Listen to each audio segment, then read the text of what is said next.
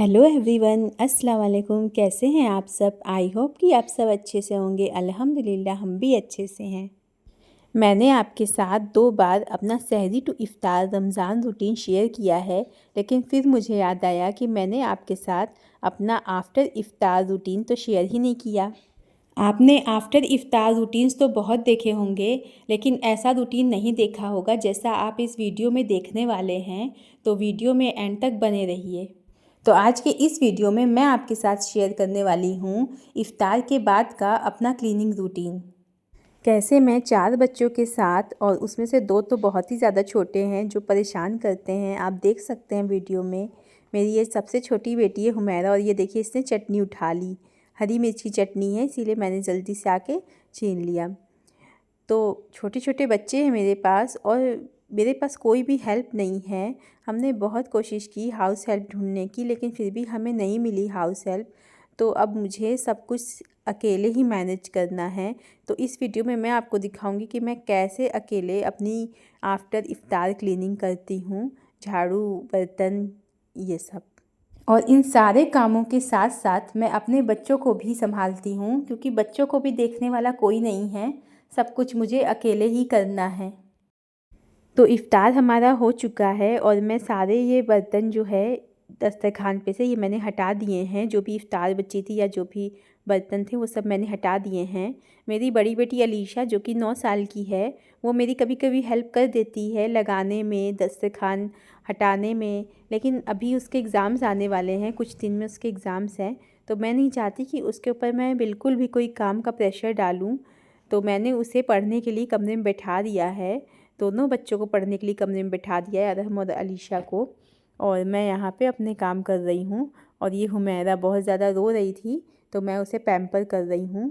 बीच बीच में मैं उसे ऐसे उठाकर खिला लेती हूँ ताकि वो रोए नहीं और मुझे काम करने दे। ये मेरी सबसे छोटी बेटी है हुमैरा, और इसे हर कुछ आधे घंटे पे प्रिंसेस ट्रीटमेंट चाहिए होता है कि मुझे कोई ऐसे उठा के खिलाए और हंसाए और गोदी ले। तो मैं इसे कुछ कुछ देर पे ऐसे प्रिंसेस ट्रीटमेंट देती रहती हूँ, तो ये खुश हो जाती है और फिर से खेलने लगती है। सबसे पहले मैं सोफ़े क्लीन कर लूँगी। मैं इसकी डीप क्लीनिंग नहीं कर रही हूँ, क्योंकि डीप क्लीनिंग मैं हफ्ते में 1 बार करती हूँ। मैं बस इसे कपड़े से ऐसे झाड़ कर और इस पे कवर अच्छे से बिछा दूँगी, ताकि इसमें से सारी गंदगी निकल जाए, क्योंकि इसके बाद मुझे झाड़ू लगाना है और वैक्यूम भी करना है। हमने हाउस हेल्प ढूंढने की बहुत कोशिश की कि हमें कोई हाउस हेल्प मिल जाए जो शाम को इफ़्तार के बाद बर्तन झाड़ू कर दे, तो मुझे रेस्ट मिल जाएगा, लेकिन नहीं मिली। मेरे घर हाउस हेल्प हैं, लेकिन वो सिर्फ सुबह काम करती हैं। हमने उनसे कहा, लेकिन उनके पास टाइम नहीं था कि वो शाम को भी काम कर सकें। तो अब सब कुछ मुझे अकेले ही मैनेज करना है। इफ़्तार के बाद बहुत सारा काम रहता है, बर्तन झाड़ू, और ये ज़रूरी होता है करना। इसे बिना करे हम ऐसे छोड़ नहीं सकते हैं सुबह तक। मेरे लिए सब कुछ अकेले करना, बच्चे और काम मुश्किल तो है, लेकिन नामुमकिन कुछ भी नहीं है। एक बार अगर इंसान ठान ले कि हाँ मुझे ये काम करना ही है, ये मेरा रूटीन है, तो फिर वो चीज़ मुश्किल नहीं रह जाती है। इफ़्तार के बाद ऐसा लगता है कि बस लेट जाऊं, क्योंकि दिन भर रोज़ा रह के बच्चे, घर संभाल कर, खाना बनाकर, इफ़्तार बनाकर इतना थक जाती हूँ कि बस हिम्मत नहीं रहती कि अब कुछ काम करूँ। लेकिन फिर याद आता है कि सफाई भी हमारा आधा ईमान है। अगर घर ही साफ़ नहीं रहेगा तो बरकत कहाँ से आएगी। साफ़ सुथरे घर में बरकत आती है, रहमत आती है, और ये भी हमारे ईमान का हिस्सा है। एक बार घर साफ़ हो जाता है तो शौहर भी खुश हो जाते हैं, और मुझे भी एक खुशी, एक सुकून, एक तसल्ली मिल जाती है कि हाँ अब मेरे सारे काम ख़त्म हो चुके हैं, मेरा घर साफ़ हो चुका है। मेरा घर साफ़ और ऑर्गेनाइज़ रहता है तो मेरा माइंड भी ऑर्गेनाइज़ रहता है। मैं इफ़्तार के बाद बिल्कुल भी नहीं रेस्ट करती, क्योंकि मैं अगर रेस्ट करने लग जाऊंगी तो ये सारे काम लेट हो जाएंगे, और अगर काम लेट हो गए तो मुझे ही परेशानी उठानी पड़ेगी। मुझे नमाज़ पढ़ने का टाइम नहीं मिलेगा, सुकून नहीं मिलेगा, बच्चे भी परेशान करेंगे। ये मैं गुड्डा के कपड़े चेंज कर रही हूँ। इसने पूरा कपड़ा गीला कर लिया था पानी से भिगाकर, तो मैंने इसका मुँह हाथ धुलाकर इसके कपड़े बदल दिए हैं। छोटे बच्चों का यही होता है, बहुत सारे काम होते हैं इनके। दिन भर में 4 बार इनके कपड़े चेंज करने होते हैं, क्योंकि ये 4 बार गंदे करते हैं कपड़े। और हुमैरा को मैं ऐसे सोफ़े पे बैठा देती हूँ और बैठा के अपने सारे काम कर लेती हूँ, क्योंकि ज़मीन में बैठाती हूँ तो फिर ये ज़मीन से उठाकर जितना भी गंदा गंदा सामान होता है सब ये मुंह में डालने लगती है। इसीलिए मुझे सोफ़े पे बैठाना सेफ़ लगता है। लेकिन तभी जब मैं इसे देख रही हूँ सोफ़े पे बैठे हुए, क्योंकि अगर मैं देखूँगी नहीं तो ये सोफ़े से भी गिर सकती है। इसीलिए मैं यहाँ पर हॉल में काम कर रही हूँ, इसलिए मैंने सोफ़े पे बैठाया है। अगर मैं कमरे में होती तो मैं इसे अपने साथ कमरे में ले जाती, यहाँ पर अकेले नहीं छोड़ती। तो अब मैं झाड़ू लगा लूँगी। मेरे पास कोई हेल्प नहीं है, इसलिए मैं सब कुछ अकेले कर रही हूँ। लेकिन आपके पास अगर कोई हेल्प अवेलेबल है तो आप उसकी हेल्प ज़रूर लें।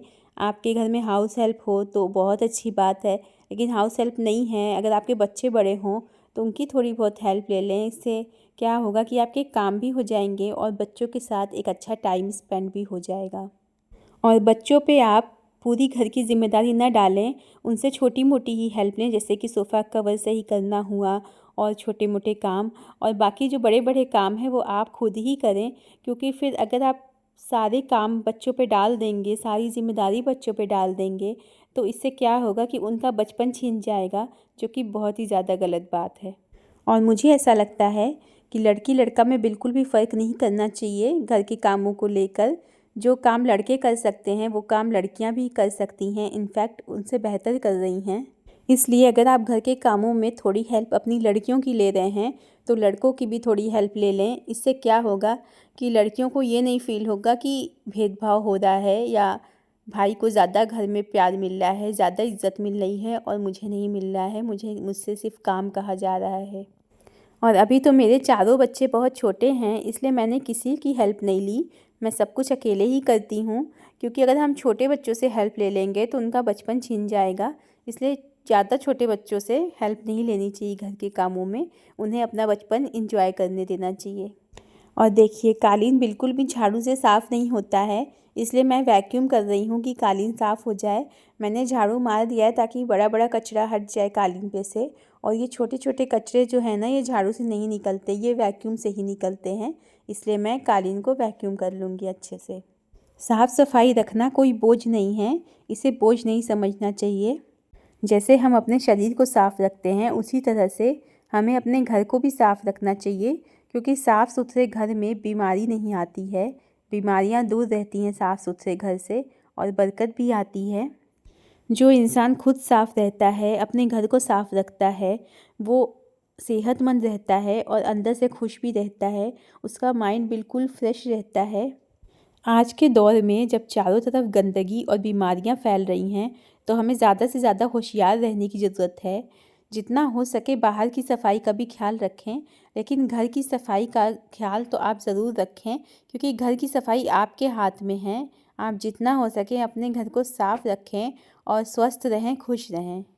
मैं चाहे जितनी मेहनत कर लूँ, चाहे जितनी सफाई कर लूँ, लेकिन बच्चे मेरे छोटे हैं ना, तो वो नहीं सुनते हैं, गंदा कर ही देते हैं। कुछ देर बाद फिर से घर की हालत वैसी ही हो जानी है। लेकिन मैं एक बात हमेशा याद रखती हूँ, परफेक्ट हाउस से ज़्यादा ज़रूरी है पीसफुल इन्वायरमेंट। हम चाहे रोज़ कितनी भी मेहनत से घर साफ़ कर लें, लेकिन सच यही है कि बच्चे कुछ ही देर में फिर से घर गंदा कर देते हैं। कभी खिलौने फैले होते हैं, कभी किताबें इधर उधर, कभी खाने के दाग तो कभी पानी गिरा हुआ। ऐसे में कई बार हमें लगता है कि हमारा घर कभी परफेक्ट नहीं बन सकता। लेकिन क्या सच में परफेक्ट हाउस होना सबसे ज़रूरी है? नहीं। असल में सबसे ज़रूरी है पीसफुल इन्वायरमेंट, यानी घर का शांत, प्यार भरा और सुकून वाला माहौल। अगर घर चमक रहा हो लेकिन उसमें रोज़ झगड़ा हो, गुस्सा हो और चिल्लाहट हो, तो ऐसा परफेक्ट घर भी किसी काम का नहीं। वहीं अगर घर थोड़ा बिखरा हो लेकिन उसमें हंसी हो, प्यार हो, अपनापन हो और समझदारी हो, तो वही घर जन्नत जैसा लगने लगता है। बच्चों का गंदा करना इस बात का सबूत है कि घर में ज़िंदगी है, खुशियाँ हैं, खेल हैं और मासूमियत है। साफ़ सुथरा घर अच्छा है, लेकिन बच्चों की मुस्कान और उनकी हंसी उससे कहीं ज़्यादा कीमती है। हमें कोशिश ज़रूर करनी चाहिए कि घर साफ़ रहे, लेकिन उसके लिए बच्चों पर ज़रूरत से ज़्यादा गुस्सा करना सही नहीं है। प्यार से उन्हें सफाई की आदत सिखाना चाहिए, धीरे धीरे जिम्मेदारी देना, यही सही तरीका है।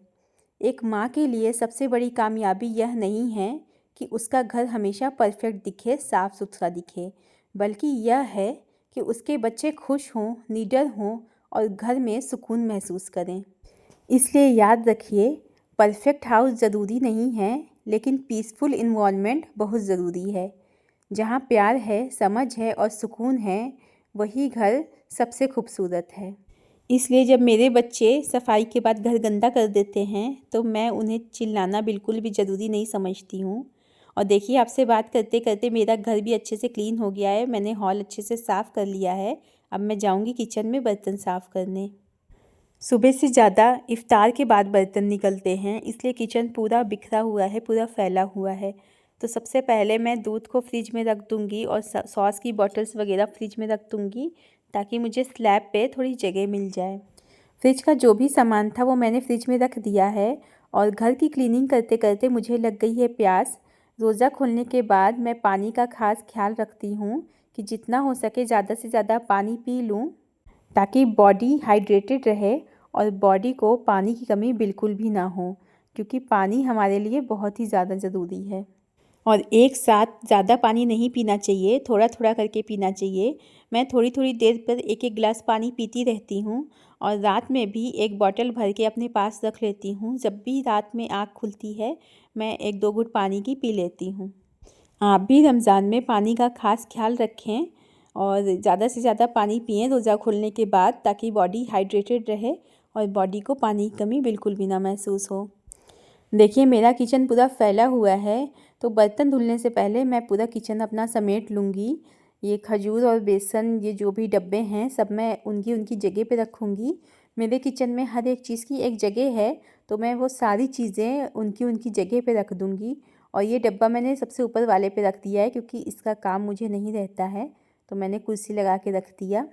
मैंने अपने किचन में बहुत ही लिमिटेड सामान रखा है, क्योंकि मेरा किचन नॉन मॉड्यूलर है, ज़्यादा जगह नहीं है मेरे किचन में। और बाकी का सामान मैंने स्टोर रूम में रखा है। मैंने एक किचन टूर की वीडियो भी बनाई थी, माय किचन टूर, जो कि मेरे चैनल पर अपलोड है। मैं डिस्क्रिप्शन में लिंक डाल दूँगी, आप जाकर देख सकते हैं। मैंने उसमें हर एक चीज़ डिटेल में बताई है कि कहाँ मैंने क्या सामान रखा हुआ है। और ये देखिए, ये मैंने एक्स्ट्रा इफ्तारी टेबल पर रख दी है और मैंने किचन पूरा समेट दिया है। अब मैं सारे बर्तन धुल दूँगी। और ये तेल वाली कढ़ाई है, जो कि मैंने खाली कर ली थी। और इधर ये सारे बर्तन इकट्ठा हो गए हैं। इफ्तारी के बाद बहुत सारे बर्तन निकलते हैं। और अब मैं देखूँगी कि हुमैरा और गुड्डा क्या कर रहे हैं, क्योंकि बर्तन धुलने से पहले मैं एक बार चेक कर लूँगी। अगर हुमैरा रो रही होगी तो मैं पहले उसे चुप कराऊँगी, फिर बर्तन धुलूँगी, क्योंकि मेरे लिए फ़र्स्ट प्रायोरिटी मेरे बच्चे हैं, बाद में काम है।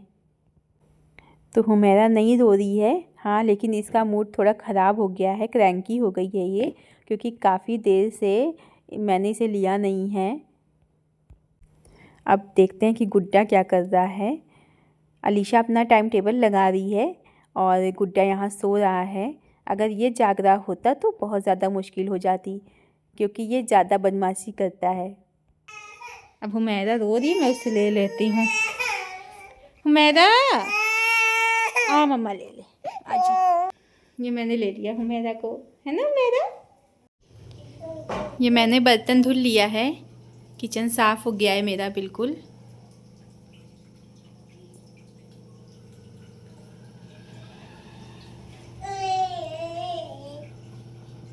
और ये राइस बॉयल हो रहा है।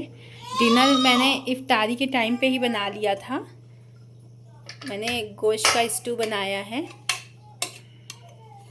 क्योंकि मुझे इस टाइम नहीं मिलता है कि मैं डिनर प्रिपेयर करूं, तो मैंने इफ्तारी के टाइम पे ही डिनर बना लिया था। सिर्फ राइस बनाना था, तो वो मैंने चढ़ा दिया है बॉयल होने के लिए।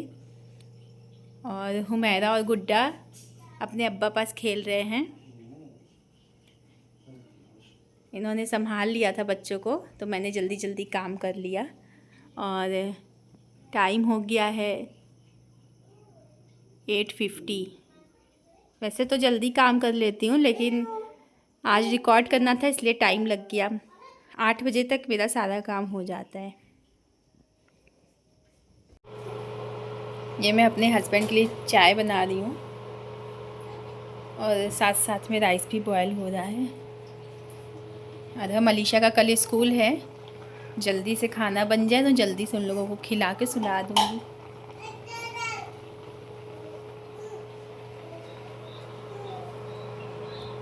अभी नमाज़ भी पढ़ना है, नमाज़ पढ़ने का टाइम हो गया है, लेकिन मैं बच्चों को सुलाने के बाद ही नमाज़ पढ़ूँगी, क्योंकि फिर हुमैरा रोएगी और फिर कौन संभालेगा। मेरे हस्बैंड काफ़ी देर से उसे लिए हुए हैं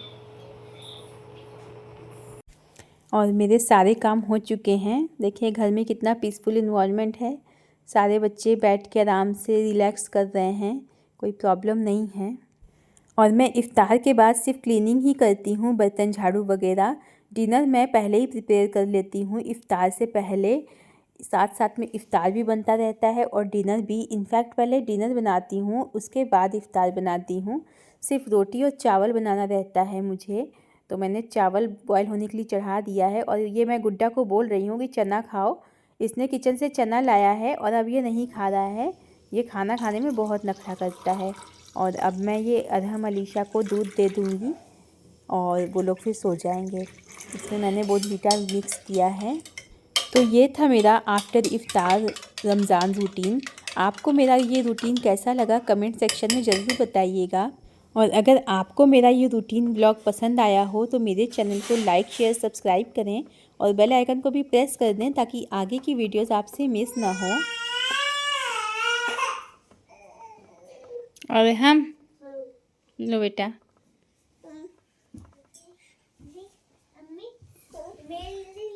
आपके लिए भी लाए हैं, ले लो।